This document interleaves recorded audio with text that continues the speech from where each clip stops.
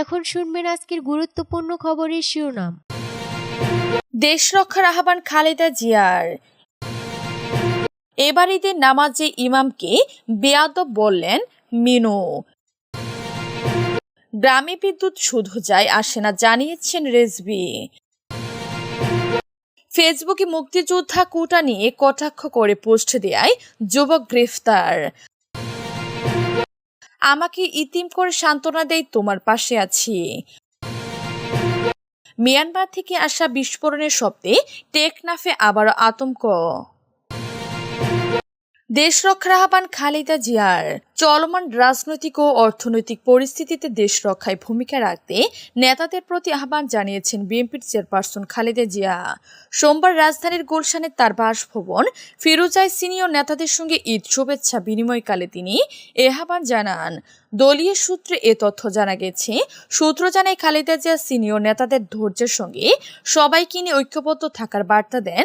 ঈদ উল আজহা উপলক্ষে ঈদের রাতে খালেদা জিয়ার সঙ্গে শুভেচ্ছা বিনিময় করতে যান স্থায়ী কমিটির সদস্য ডক্টর খন্দকার মোশাররফ হোসেন, ব্যারিস্টার জমিউদ্দিন সরকার, মির্জা আব্বাস, কৈশ্বরচন্দ্র রায়, নজরুল ইসলাম খান ও সেলিমা রহমান। এ সময় নেতারা খালেদা জিয়ার কৌশলাদি জানতে চেয়ে নিজ নিজ পরিবারের কথা তাকে জানান। মোশাররফ হোসেন উপস্থিত সাংবাদিকদের বলেন, আমার প্রত্যেক ঈদে নেত্রীর সঙ্গে দেখা সাক্ষাৎ করি এবং ঈদের শুভেচ্ছা বিনিময় করি। এখানে রাজনীতি নিয়ে আমরা আলোচনা করি না, আমাদের নেত্রীও করেন না, আজকেও তাই হয়েছে। তিনি আরো বলেন, দেশের মানুষ তাদের অর্থনৈতিক খারাপ অবস্থার কারণে আনন্দের সঙ্গে ঈদ করতে পারেননি।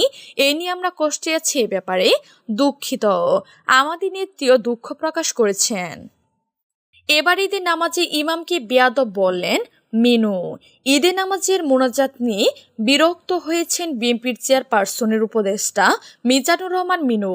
সোমবার 17 জুন সকালে রাজশাহীর হযরত শাহ মখদুম রাদি আনহু তালা কেন্দ্রীয় ঈদগাহ মাঠে ঈদের নামাজ শেষে ইমাম মুফতি মোহাম্মদ উমর ফারুককে বেয়াদব বললেন তিনি।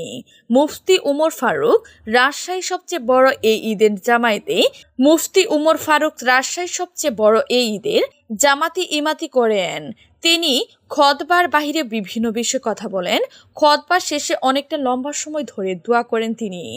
এসব কারণে ইমামের প্রতি বিরক্ত হন রাজশাহীর সাবেক সিটি মেয়র ও সাবেক সংসদ সদস্য মিজানুর রহমান মিনু। 2 বছর আগেও একই মাঠে ঈদ উল আজহা নামাজ আদায় শেষে উর্দুশোনা করেছিলেন। সেদিন নামাজ আদায় শেষে মিনু ইমাম মাওলানা মুফতি মোহাম্মদ শাহজাদ আলীকে দালাল উল্লেখ করে বৎসনা করেছিলেন। এবার সে একই ঈদগাহে আলাদা ইমামকে বললেন বেয়াদব। মিনু ইমামকে উদ্দেশ্য করে বলেন, ধর্মের দোয়া পড়বেন, বিএনপি আওয়ামী লীগের দোয়া পড়বেন না, বেয়াদব সব। এই ঈদগাহে বিভাগীয় কমিশনার ডক্টর দেওয়ান মোহাম্মদ হুমায়ুন কবির ও জেলা প্রশাসক শামীম আহমেদও অংশ নিয়েছেন। তবে নামাজ শেষে বিএনপির এই নেতার এমন আচরণ তারা খেয়াল করেননি। গ্রামে বিদ্যুৎ শুধু যায় আসে না জানিয়েছেন রেজভী। বিএনপির জ্যেষ্ঠ যুগ্ম মহাসচিব রুহুল কবির রেজভী বলেছেন, গ্রামে বিদ্যুৎ শুধু যায় আসে না, কখন আসে তার কোনো ঠিক ঠিকানা নেই।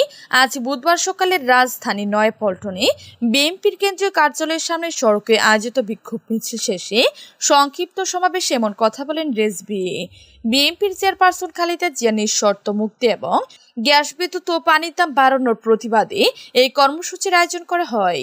আয়োজক বিএনপি এর অঙ্গ সহযোগী সংগঠন। রেজভী বলেন, ডামি সরকারের গণবিরোধী নীতির কারণে জ্বালানি তেলের দাম বেড়েছে। বিএনপি চেয়ারপারসন খালেদা জিয়া নিঃশর্ত মুক্তি এবং গ্যাস, বিদ্যুৎ, পানির দাম বাড়ানোর প্রতিবাদ এই কর্মসূচির আয়োজন করা হয়। আয়োজক বিএনপি এর অঙ্গ সহযোগী সংগঠন। রেজভী বলেন, ডামি সরকারের গণবিরোধী নীতির কারণে জ্বালানি তেলের দাম বেড়েছে, পানির দাম বেড়েছে, বিদ্যুতের দাম বেড়েছে, সব জিনিসের দাম অস্বাভাবিক বেড়েছে। বিএনপির এই জ্যেষ্ঠ যুগ্ম মহাসচিব বলেন, যারা গ্রামের বাড়ি ঈদ করতে গিয়েছিলেন তারা এসে অনেকে বলেছেন আইপিএস এর জন্য যতটুকু বিদ্যুতের ব্যাকআপ দরকার সেটুকু পাওয়া যাচ্ছে না। 15 থেকে 20 মিনিটের জন্য বিদ্যুৎ আসে, আবার চলে যায়। 2 থেকে 3 ঘন্টা পর আধা ঘন্টার জন্য বিদ্যুৎ আসে, তারপর আর খোঁজ পাওয়া যায় না। এই ঈদে ঈদ উল আজহা ঢাকায় গ্যাসের অভাবে মানুষ রান্না করতে পারেননি বলে অভিযোগ করেন রেজভী। তিনি বলেন, বাড়িতে বাড়িতে মাংস নষ্ট হয়ে গেছে বিদ্যুৎ গ্যাসের অভাবে। ফ্রিজ চলে না, বিদ্যুতের অভাবে, গ্যাসের অভাবে তথাকথিত উন্নয়নের নামে কিছু ব্যক্তিকে লুট করার সুযোগ দেওয়া হয়েছে বলে অভিযোগ করেন রেজভী। তিনি বলেন, কিছু ব্যক্তি মানুষের জমি জমা আর সম্পদ দখল করেছেন। তারা সমাধান গরিব মানুষের জায়গা জমি দখল করছে। আজকের পত্রপত্রিকায় তা আসছে। তারা সাধারণ গরিব মানুষের জায়গা জমি দখল করছে। আজকের পত্রপত্রিকায় তা আসছে। ফেসবুকে মুক্তিযোদ্ধা কোঠা নিয়ে কটাক্ষ করে পোস্ট দেয় যুবক গ্রেফতার। সরকারি চাকরিতে মুক্তিযোদ্ধা কোঠা নিয়ে কটাক্ষ করে ফেসবুকে পোস্ট দেওয়ার অভিযোগে জাহাঙ্গীর আলম 43 নামে এক ব্যক্তিকে গ্রেফতার করেছে পুলিশ। আজ বুধবার দুপুরে দিনাজপুরের হাকিমপুর উপজেলা মুক্তিযোদ্ধা কমান্ডার সাবেক কমান্ডার ও বীর মুক্তিযোদ্ধা নিয়াকত আলী 74 ওই যুবকের বিরুদ্ধে সাইবার নিরাপত্তা আইনে থানায় মামলা করেন। পরে দুপুরে পুলিশ তাকে নিজ বাড়ি থেকে গ্রেফতার করে। গ্রেফতার জাহাঙ্গীর আলম কাশিমপুর পৌর শহরের দরন্তা মহল্লার সিপি রোড এলাকায় মুখলেসুর রহমানের ছেলে। তিনি এক সময় হিলিস্থল বন্দরের পালামা পোর্ট লিংক লিমিটেডে চাকরি করতেন। এছাড়া তিনি জয়পুরহাট জেলায় পাঁচবিবি উপজেলায় বাংলা হোফ নামের একটি বেসরকারি সংস্থাতেও কর্মরত ছিলেন তিনি। মামলায় এজাহার ও অভিযোগকারী ব্যক্তির সাথে কথা বলে জানা যায় 17 জুন সকাল 9টা থেকে রাত 11:30টার মধ্যে অভিযুক্ত জাহাঙ্গীর আলম তার নিজের ফেসবুক আইডিতে বীর মুক্তিযোদ্ধাদের সন্তান ও নাতি নাতনিদের জন্য সরকারি চাকরিতে 30% কোটা নিয়ে কটাক্ষ করে পোস্ট দেন। তিনি কোরবানি মাংসে 30% মুক্তিযোদ্ধাদের নাতি নাতনিদের জন্য বরাদ্দ দেওয়া হোক এই দাবি জানান। এই পোস্টটি কেন্দ্র করে সামাজিক যোগাযোগ মাধ্যমে আলোচনা সমালোচনা শুরু হয়। পরে উপজেলার বীর মুক্তিযোদ্ধারা ওই ব্যক্তির এমন পোস্টের তীব্র প্রতিবাদ জানান। তাদের পক্ষ থেকে অভিযুক্ত জাহাঙ্গীর আলমের বিরুদ্ধে আইনগত ব্যবস্থা গ্রহণের জন্য আজ দুপুরে হাকিমপুর থানায় মামলা করেন বীর মুক্তিযোদ্ধা নিয়াকত আলী। আমাকে ইতিম করে সান্ত্বনা দেয়, তোমার পাশে আছি। যারা আমার বাবাকে হত্যা করছে তারাই আবার সান্ত্বনা দেয়, তোমার পাশে আছি। ওরা আমাকে ইতিম করেছে। জননেত্রী শেখ হাসিনা আমার বাবার খুনিদের দৃষ্টান্তমূলক শাস্তি দেবেন বলে কথা দিয়েছেন।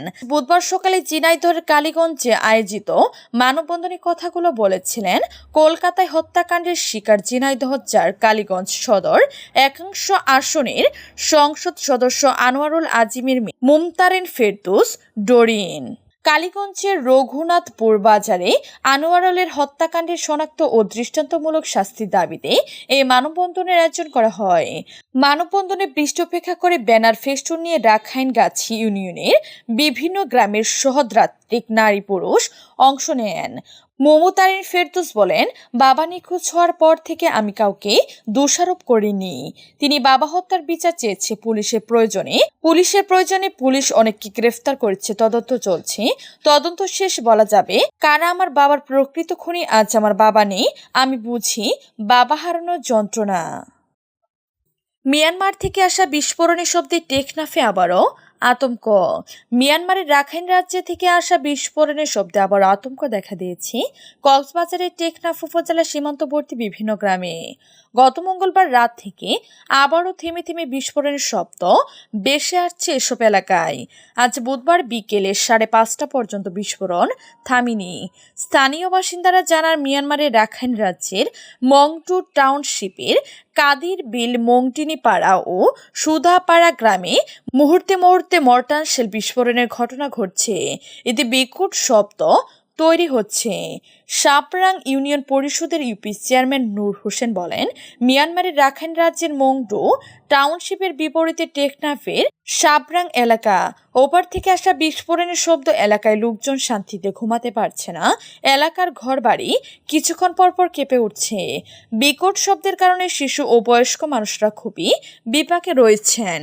টেকনাফ পৌরসভা প্যানেল মেয়র মুজিবুর রহমান বলেন, মঙ্গলবার রাত থেকে আবার মিয়ানমারে বিস্ফোরণ শুরু হয়। টেকনাফের মংডাপাড়া, টেকনাফের নাইটেং পাড়া, চৌধুরীপাড়া, জালিয়াপাড়া,